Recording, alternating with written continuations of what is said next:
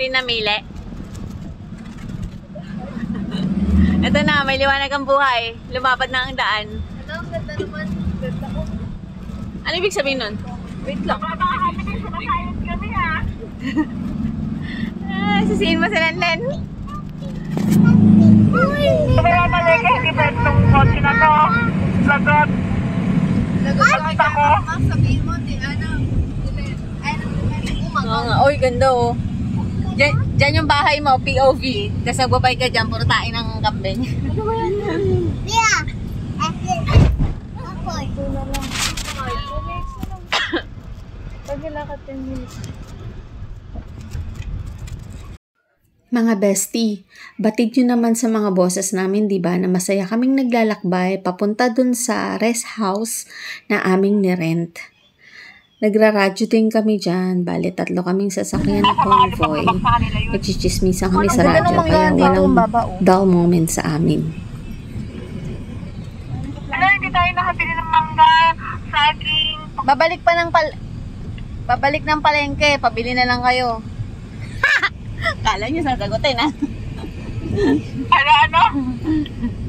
Babalik pa ng palengke, bababa lang yung mga bata. Kasi yung isda hindi pa namin nabibili. Kulay pa tayo. Bibili pa tayo ng mga kulay. Yes.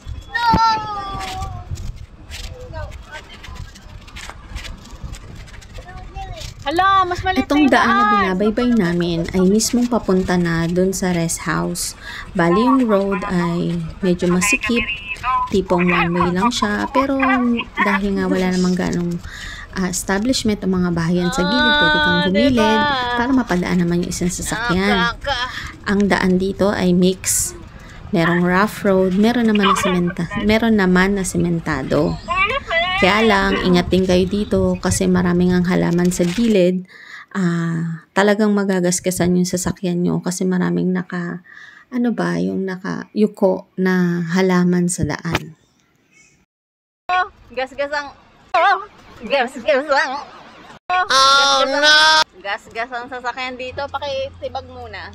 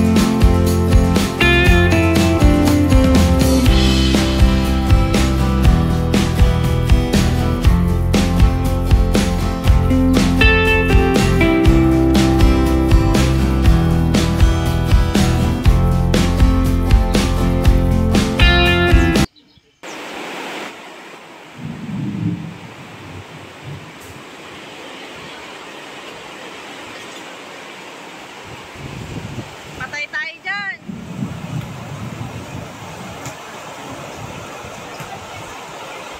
Doon ka umaangkit.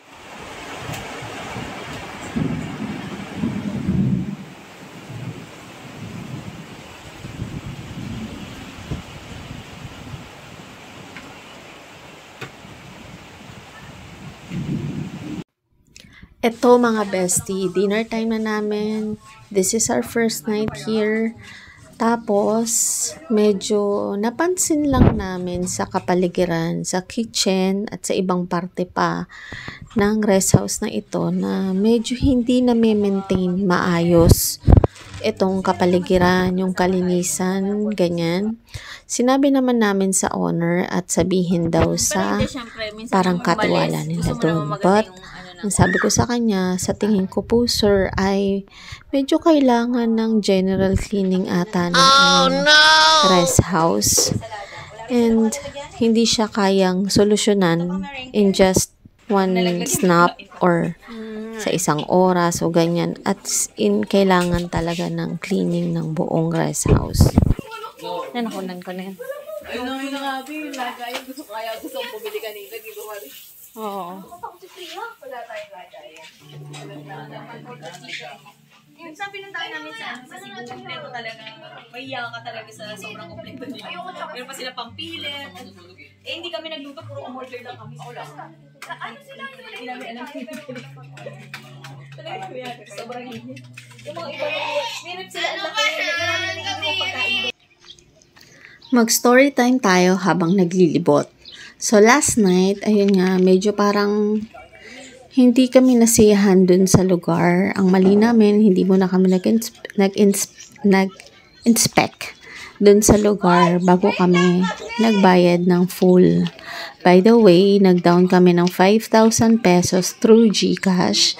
Then upon arrival, binigay na namin yung kulang pa namin. Total of 17,000 lahat yun. Kasama yun daw na 5,000 pesos. So, nung nahando na nga kami, no, edi syempre as we arrive, marami nag-CR kasi medyo malayo din yung biyahe, ganyan. Yung CR, mapanghi siya. So, tinawag naman namin yung pansin nung owner. Akala nga namin yung owner nasa Pilipinas kasi sabi nga namin, madudumi yung CR, taas at baba. Sabi niya pupunta siya. Nalaman din namin na nasa abroad pala siya. Sabi nung katiwala kasi ganyan na daw yun. Wala daw palinis. So, nirequest ko dun sa owner, kung siya nga talaga yung owner ng rest house, na sana man lang linisin ng sabon, tsaka Clorox. So, nalinis naman, but ewan ko kung anong ginamit na brush. Huwag na natin pansinin yun. Yoko nang isipin. Then, ito na nga yung kinamorningan. Pagtingin naman yung paligid, maganda yung paligid kasi mapuno siya. But, talaga, yung maintenance talaga ng resort is hindi maganda. Kailangan talaga na yung makuha nyo man lang what you paid for. Hindi naman 17,000 lang yun. And ito na nga, itutur ko na lang kayo kung ano yung mga nakita namin.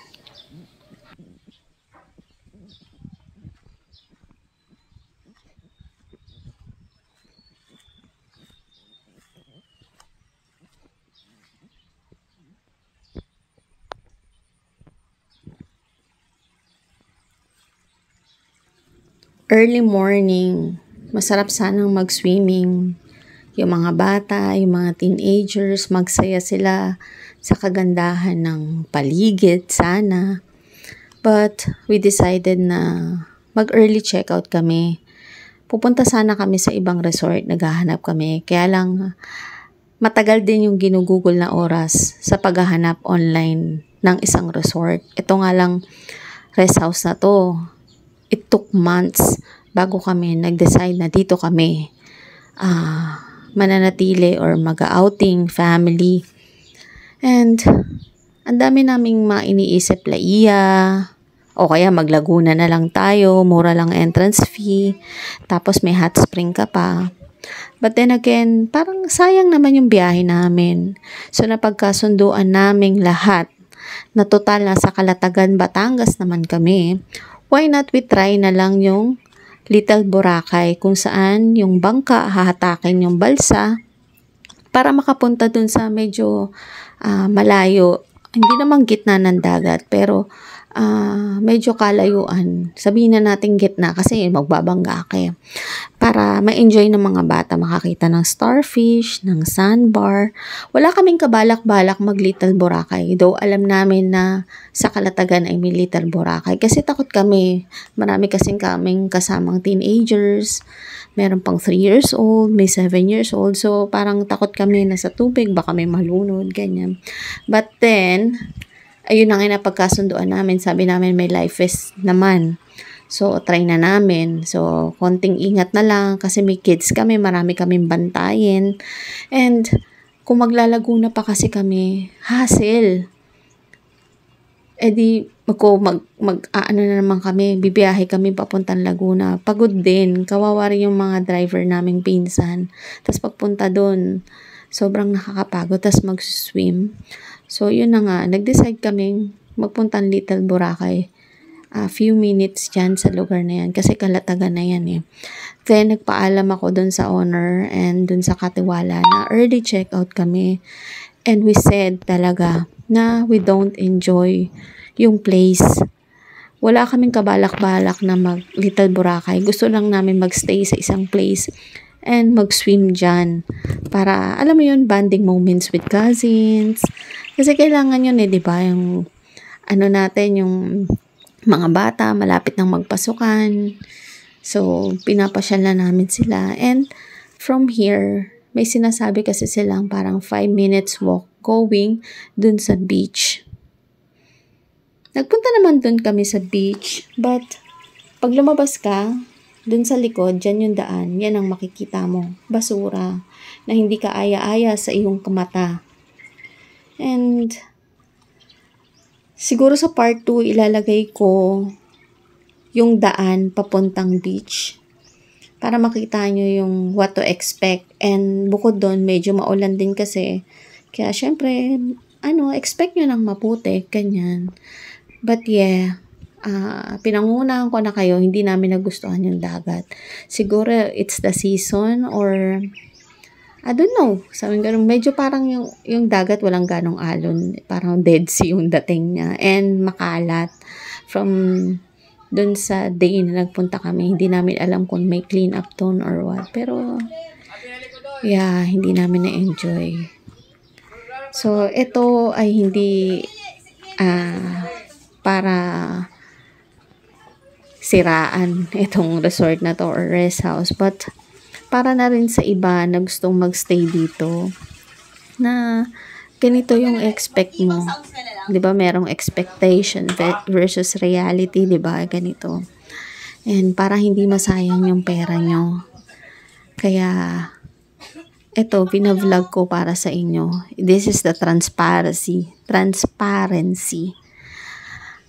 Para makita nyo yung kabuuan. Sa TikTok kasi mapapanood nyo parang it's the parang pure na kagandahan, but it's not. So sana makarating to sa owner na ito yung mga nakita namin. Papunta dito? Oo. Oo, si Doy nag-video na sa kanya.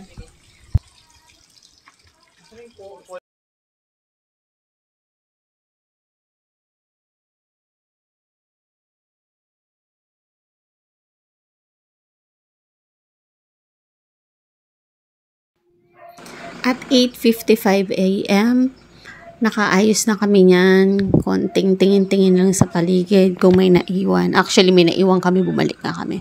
So, ganyang oras, na kami, ready to go na kami. Ang check-out talaga namin dyan as 12 noon. But, sayang kasi yung oras namin sa lugar na yan na hindi naman na-enjoy. So, lipat na lang sa iba. I'm sorry, but Ito yeah, yung gate.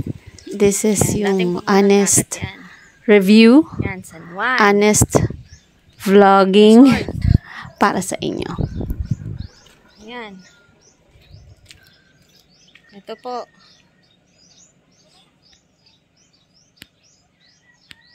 Ate!